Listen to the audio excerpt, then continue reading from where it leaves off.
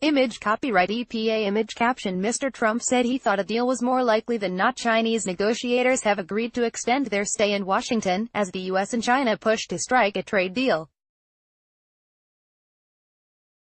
The decision was the latest sign that the two countries may be nearing an agreement, as they look for a way out of last year's punishing trade war. In a statement shared by the White House, Chinese President Xi Jinping hailed progress in the negotiations.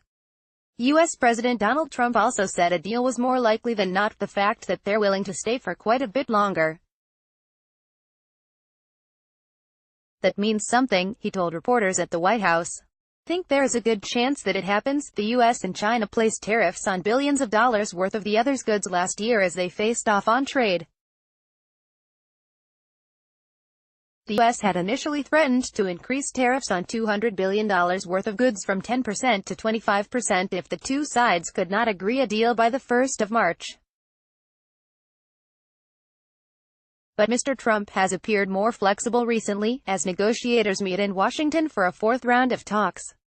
Image caption The top negotiators from the two sides, Robert Lighthizer and Liu He on Friday. Mr. Trump did not commit to extending the deadline, but he did note progress, including an agreement on currency manipulation, the details of which were not disclosed. He also said he may meet with Mr. Xi in March at his Mar-a-Lago resort.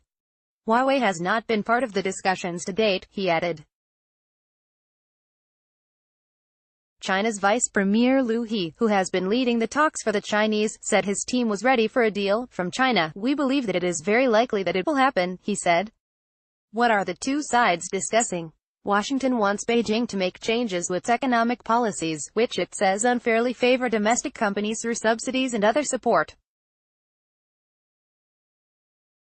China has offered to increase purchases of U.S. goods, such as soybeans and semiconductors, a move that could reduce the U.S. trade deficit, a focus for Mr. Trump.